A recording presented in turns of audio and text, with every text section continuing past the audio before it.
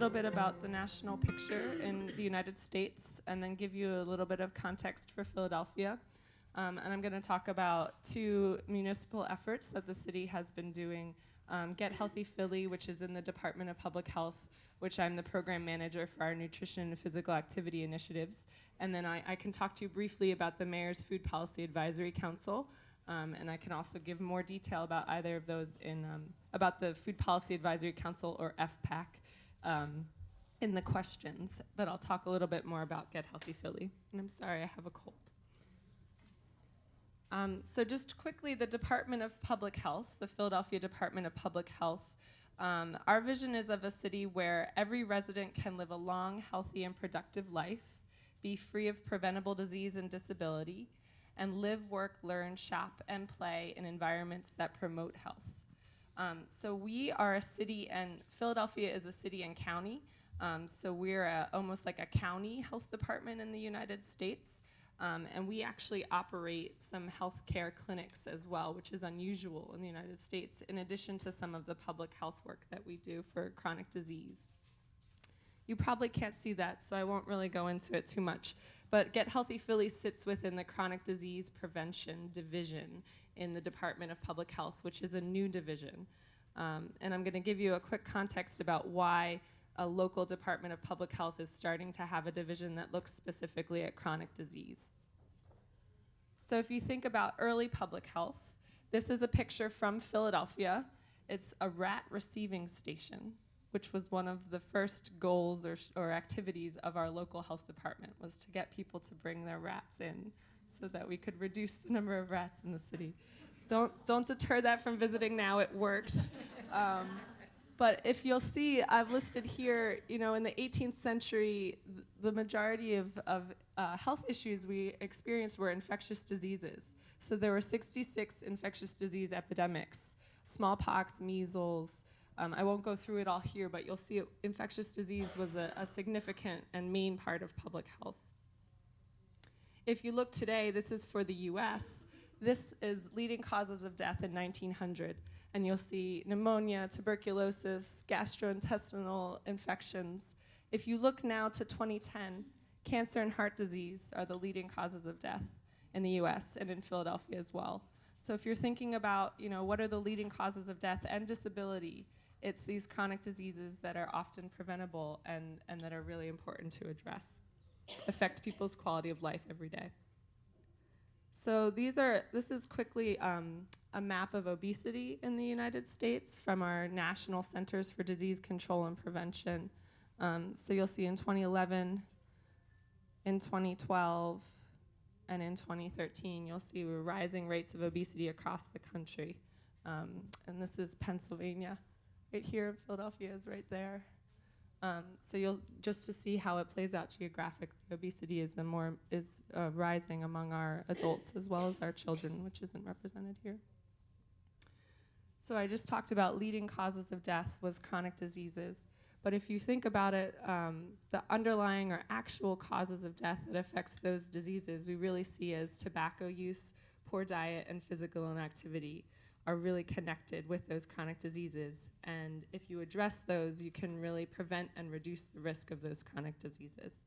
So this is the chronic diseases, and that's some of the actual causes of death. So I also want to give a quick context on food policy in the United States. So on the agricultural side, there's federal food farming programs. So the federal government provides support to farmers to grow certain products. Excuse me. And you'll see fruits and vegetables are considered specialty crops by the United States. So they often do not get the same level of support as hay or corn for animals or other sorts of products. So farmers are good business people and will sort of respond to what's available out there. So we'll see the actual production, reflects that there aren't as many fruits and vegetables grown as other products. So this is, acreage, and you'll see the fruits and vegetables there compared to what, nutrition guidelines are saying that we're supposed to eat. And I know a lot of the folks in this room know this. So that's on the agricultural side.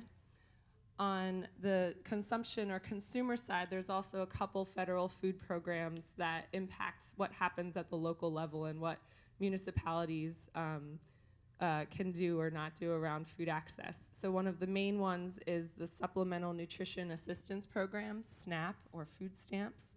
So the federal government provides support for low-income consumers to be able to purchase food each month, and how much you can get depends on your income. But it's at the federal level through the states, and then individuals and cities can access that program. There's a women, infants, and children nutrition program. There's also school lunch and school breakfast, where they establish standards for schools around what they should serve, and they can get reimbursed. The reimbursement cost doesn't always, allow for the most healthy food options, but there are standards that they need to serve fruits and vegetables. So that image is a picture of what an ideal school lunch that meets those standards would be. So whole wheat bread, there's fruits and vegetables. There's some for an after-school program, child and adult care food program, and there's also a program for youth or children in the summer to be able to provide meals to students when school's out, to sort of address that gap. So moving national to Philadelphia, I'll give you a quick context. So the city of Philadelphia, the city of brotherly love and sisterly affection, the cradle of liberty. It was founded in 1682, and it was the U.S. capital from 1790 to 1800.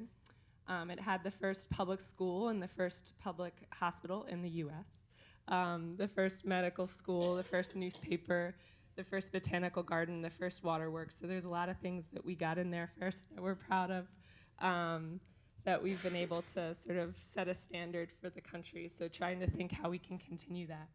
It's the 5th largest city in the U.S. There's about 1.5 million residents in the city and 6 million residents in the metropolitan area.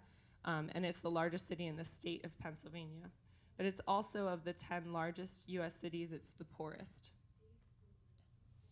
So I have a planning background, so I like maps. So just really briefly, this is the northeast region of the U.S., 54 million people, 11 states. Philadelphia's here. And then just to zoom in a little bit closer, there's Philadelphia, 94 million people in 23 counties and 4 states. Zooming in a little closer, 6.3 million people, like I said, 12 counties, 4 states. And then that's the city of Philadelphia. And these are all the different neighborhoods, or one version of them, that you can see. So that's a really strong asset, I think, for Philadelphia, that we have diverse, authentic neighborhoods across the city.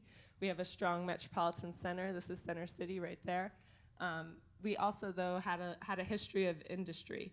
So we have these areas across the city that are now, as the economics have changed and there's not, the hot seat of manufacturing, those areas are legacy areas, trying to think about how we can revitalize them. So thinking specifically about food systems, Greater Philadelphia, these are a couple of the highlights, I think, the strengths of our food system. And we really take the approach that we're never going to be able to completely feed ourselves. So we have to think about regional and global, but while also supporting our local food system. So this is, the city of Philadelphia has a large port that is still in operation, and a lot of fruits and vegetables actually still go through that port, because of both the way the port is structured and our workers are very good at being, it's a certain type of worker that can take the way fruits and vegetables are stored on boats off of the dock, and we have a lot of those in Philadelphia. So we actually import a lot of fruits and vegetables. Here, there's a large agricultural region outside of the city, and we have a large set of Amish farmers. I don't know if people have heard of Amish, but they've kept their agricultural culture and heritage, and this is actually a produce auction where they'll bring their fruits and vegetables, and anyone from an individual to a restaurant to a supermarket will come and purchase there. So this is one of our produce auctions outside of the city. We have about 226 community gardens in the city and 50 farmers markets, including a lot of gardens on our parks and recreation land. So this is from one of our educational programming in our Parks and Rec. Downtown, there's a Reading Terminal Market, which has both fruits and vegetables, groceries, and prepared food. And it's actually the largest redeemer of SNAP that program I mentioned in the state of Pennsylvania. So it's a significant food source. It's right downtown. On the top right, our library just opened the Culinary Literacy Center. So it's helping people think about how they can reconnect with food and think about cooking skills and as a form of literacy. So it just opened up, and we're really excited about the potential there. And then the bottom right is Philadelphia also has a very large wholesale produce terminal, probably because of the port. But it's privately owned, but on state and city land, and it's individual businesses that all buy food, including a lot of food from those local farms, and then it gets distributed to the region. I think one of the biggest challenges in Philadelphia is vacancy. We have about 40,000 vacant lots in the city, 60% of which are privately owned. I'm not sure how many, but a lot of those are also tax delinquent. So if you think about vacancy, this is, a row house structure. Philadelphia is a city of row houses. Once there's enough vacancy on a block, it can have multiple other challenges to it: crime, further disinvestment, and other, social challenges as well. And this is an image from that. So sort of how do you address that, and how do you incorporate that into what you're making changes? The top right is one of our corner stores. We have about 1,800 corner stores in the city, and I'll talk in a minute about how we've been working with them on making healthy changes, but a lot of them still do have a marketing environment that promotes tobacco and sugary drinks, among other less healthy products. So what's sort of the marketing and food environment that you see? And then, restaurants and retail. This is a menu from Philadelphia, and we actually have a menu labeling law, which is really great, I would say. But the challenge of that is seeing what's on the menus and the potential health impacts of that. So our menus have calories and sodium, because we think it's really important to know about sodium. About half of African American adults in Philadelphia have hypertension, so it's really important to address sodium. But you'll see it's confusing for consumers when you go out, because the lowest calorie option, the bottom, barbecue drumsticks, has 2,600 milligrams of sodium. I don't know if people are aware, you're supposed to have 2,300 milligrams a day, and then some folks with higher risk are supposed to have less. So it's more than a day's worth of sodium in one option when you're eating out. And that's not just specific to Philadelphia, that it's a challenge across the country and the world. There's also, high rates of food insecurity. So this is Pennsylvania and New Jersey, 2 states combined, but you'll see rising rates of food insecurity. And food insecurity is not just like hunger where you're experiencing it right then. It's you don't know where your next meal is going to come from. So it's, connected to that economic piece. And I mentioned poverty, and this is just, seeing it expanding over time in the city. The red is areas of more than 40% of individuals there are in high poverty. And we all know that poverty is connected to health. So areas of the city that have higher poverty also are more likely to have, poorer health outcomes. Lung cancer, heart disease, diabetes, in addition to crime and lead poisoning. And it's not just a health issue, there's also economic costs. So poor diet and physical inactivity, we say in Philadelphia there's about 2,000 deaths per year and about $750 million in healthcare costs annually in terms of lost productivity and treatment. So moving to the positive side, I'm going to talk about how we've been trying to work at the city level to address health and sustainability. And this is a breakdown of a couple of the sections of Philadelphia city government. And I'll have to say that leadership in Philadelphia has really been a key part of this. Our Mayor Michael Nutter, has really been a champion of public health and of planning and of sustainability. Before he was mayor, when he was on city council, he led the charge to have an indoor smoking ban, even though it was not politically popular at the time. And it was passed and has been very successful. And since taking office as mayor, he's really pushed this forward. He also made a commitment to have Philadelphia be the greenest, most sustainable city in the country. So he's really been a champion of that. And our health commissioner as well has really been a champion. So I do agree that leadership is a key part of this, and then building on your success as you go. So this part here is health and opportunity side of the city's organization, and that's where Get Healthy Philly sits, and that's what I manage. And then we also have environmental and community resources, planning and economic development, transportation and utilities, public safety. And we don't technically oversee schools in the city government, but we do a lot of work partnering with them trying to make change, and I'll talk about that in a little bit. And at the top are some of the plans that have come out of each of these departments. So there's not just one food plan in the city right now, but it's trying to incorporate and build on what has already come out of each of these departments that touches on food. So this is looking specifically at some of the food initiatives. So Get Healthy Philly, I'll talk about today, has really been coming out of the Department of Public Health, but we work across city departments and with non-governmental organizations as well. Greenworks, or the Food Policy Advisory Council, has really been led by our Mayor's Office of Sustainability. Our Parks and Recreation has a program to increase farming on parks and recreation property called Farm Philly.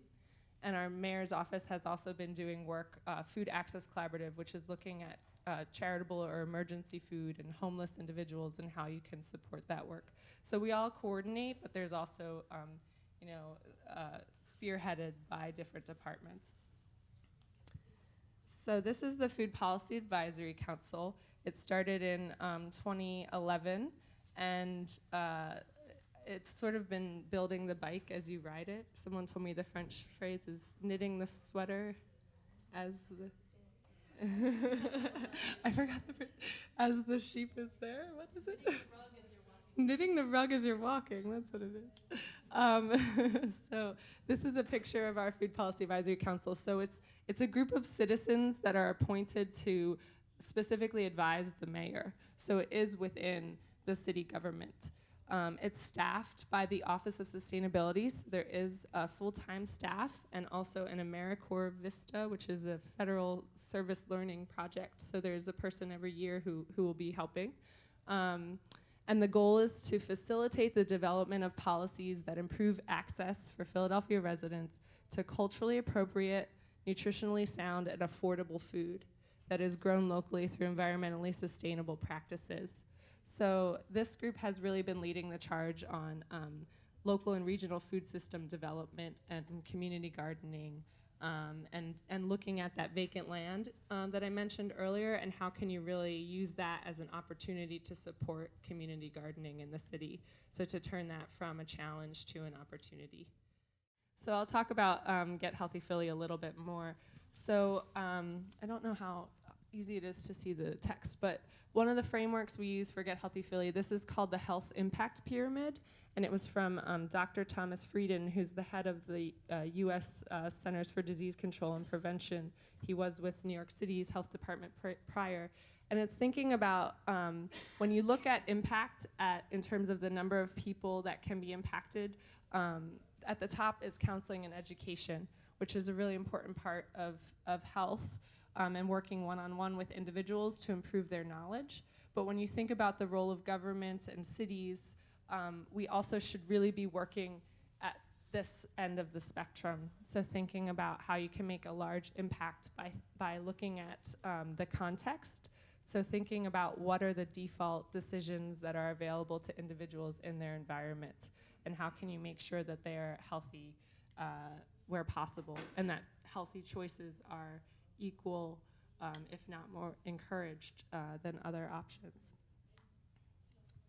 So looking at this with prettier pictures, another way, is thinking about all the settings in which people live, work, learn, shop, and play throughout the day. So what are the choices that are available to them there, and how can you help them eat healthy, be physically active, and also be smoke-free? So I'll talk mostly about our nutrition initiatives today, but we really do see those as shared strategies that we should be thinking about. And particularly in retail, and thinking about shopping, we've been able to incorporate some tobacco prevention and control there. But we really think, and I should say this, that there's not just one strategy that's gonna be a magic answer for these issues. You really have to look across sectors and with multiple partners to help make change. So I already said the goals of Get Healthy Philly is around increasing access to healthy food. It's also decreasing consumption and marketing of less healthy food, and I think you need to look at both. Just because of the prevalence. We saw those diagrams today of the global food system. There's, it's out there. You have to sort of address that head on as well, and increasing opportunities for physical activity. And we work in schools and after-school settings, work sites, retail. Media and policy is also very important to us, thinking about the media environment and trying to have public health have a voice in that space, and thinking about the built environment. So we have coalitions that are in other city agencies that I've already mentioned.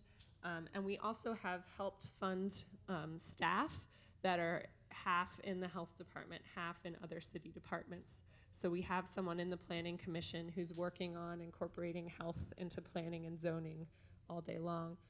Someone in parks and recreation, someone who's looking at streets and bike lanes and those sorts of things. We also partner with academic institutions, nonprofit organizations, large and small businesses, and we have a leadership team that's headed by the mayor.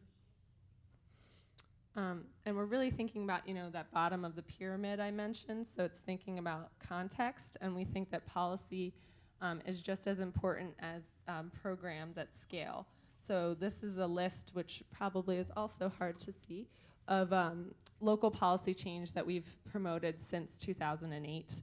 The red is nutrition and physical activity, and the black is some tobacco work. So I'll go through a little bit of these. I mentioned menu labeling. I'll also mention that we've twice in the city of Philadelphia tried to pass a sugary drinks tax, which failed both times. The second time it was going to be funding specifically for our school system, which is chronically underfunded. But we really think that that's something long-term that should still be on the radar in Philadelphia. And then I'll go through a couple of the other ones in my slides. So starting with retail, with farmers markets, we helped create 10 new farmers markets in low-income neighborhoods in Philadelphia. So specifically looking at what are the challenges and how can you provide support to be in low-income neighborhoods in the city, not just downtown. And working with farmers to figure out how they can sell and price and promote their products, because it is sort of a different marketing environment and thinking about what you want to sell. At the same time, we started a program called Philly Food Bucks. So for every $5 that someone spends with that SNAP program, that food stamps program, they get an additional $2 for fruits and vegetables that they can use at the market. So we have seen an increase in people using SNAP at the market, which was one of the goals. And we've also seen an increase in fruit and vegetable consumption by folks who have used the food box, which was also one of the goals. So we've been excited to see that. I think long term, it'll be important to see if that behavior sort of continues over time, especially if we're not able to continue funding the incentives. But I think so far it's been exciting, and we've partnered with the Food Trust, which is a local nonprofit in Philadelphia, on this initiative. We also looked at the city's, in a policy piece, how you open a farmer's market in the city, and you had to go to 10 different city departments that didn't necessarily talk to each other. So we tried to make that process easier where we could, to bring people to the table, remove things that weren't important that had just been done because they'd been done since it began. And we also created some educational materials to help people understand that process. I'm gonna go a little faster. For the corner store initiative, so we have the largest corner store network in the country, again partnering with the Food Trust, and we work with corner stores to help increase healthier products that they sell in their store. There's about 650 corner stores that we work with now out of that 1,800. 300 of them have gotten shelving or refrigeration units to help them display more perishable options. And then we're starting to work with a smaller number of stores to do even more. So there's 20 stores now that are certified as healthy. And I brought a lot of show and tell materials if people want to look at them afterwards. And we have seen that this has increased the offerings that these stores have of fruits and vegetables, low-fat milk, and low-fat snacks.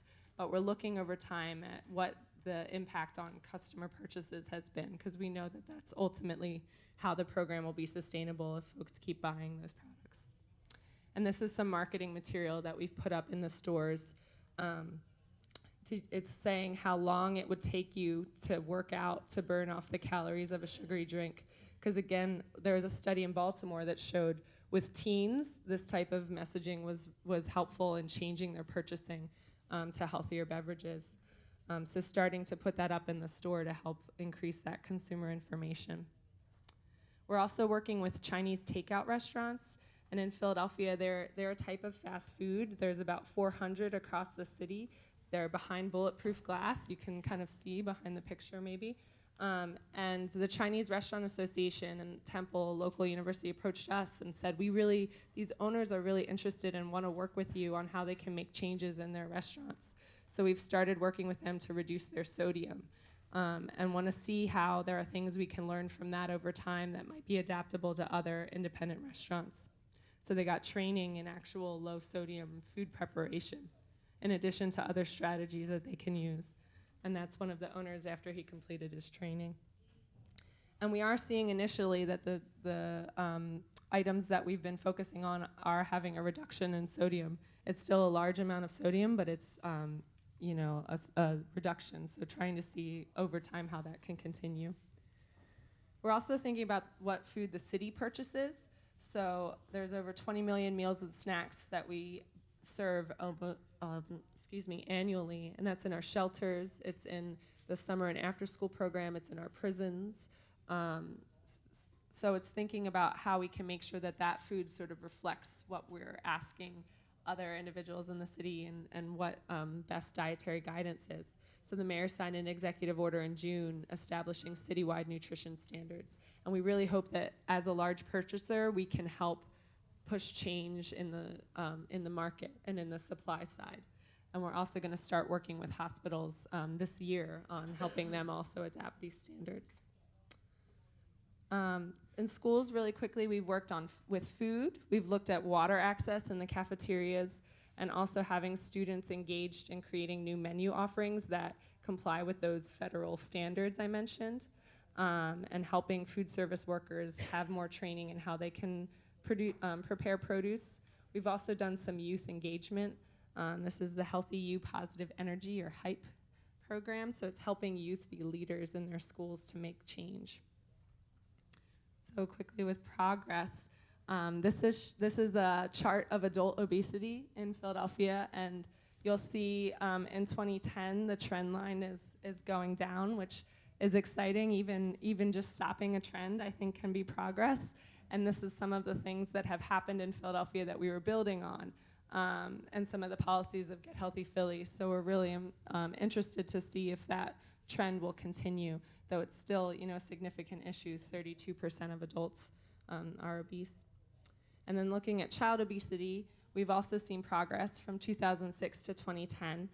There was a 5% decrease, and there was also a decrease in subpopulations, African American boys and Hispanic girls. So we're really excited to see that. And again, there's still a significant issue. Over 20% of kids in Philadelphia are obese. Sugary drink, SSBs, sugar sweetened beverages. We've seen a decrease in those as well for teens and adults. So those are some of the ways that we're trying to see our progress over time. Challenges, really quickly to wrap up. For the Food Policy Council specifically, I think thinking about policy versus program is sometimes hard, especially for stakeholders in the city that aren't part of city government. Trying to learn about city government and what they can make change to is part of a large part of the initial progress, just bringing people on board. Thinking about institutionalizing change. So our mayor, his term is going to be done the end of 2015. So thinking about how you can build on this momentum and keep it within city government, though it started because of his leadership, how can you continue it moving forward? Thinking about funding either for ourselves or for our partners to continue that work. Thinking about industry and the role of partnership with industry and public health is sometimes not always the easiest, especially since we also do food safety inspections within our department. So there's, coming from a regulatory standpoint and trying to make change can be a challenge. Just general norms for healthy habits, I think, is a challenge in how can you make change. It's going to be a slow, steady process. And thinking about obesity or food versus tobacco, there's not the secondhand smoke effect of food. And how do you sort of address criticism that you're being a food police and it's someone's individual responsibility. And I think we saw for our media campaign, which was in the other version, that actually the media's coverage of the issue of obesity changed to include a little bit more about the policy and the environment after our media campaign, which we were really excited to see. So it's not just about individual behavior, it's about what affects their choices in that environment. So we were excited to see that. And you know, there's not as much clinical, there's no nicotine replacement therapy equivalent either. And it's a harder message. You can't just say, don't eat. You say, eat healthier, and that's complicated, and it has different meanings for different people. So having some actionable steps for people is always a challenge moving forward. So with that, I will stop.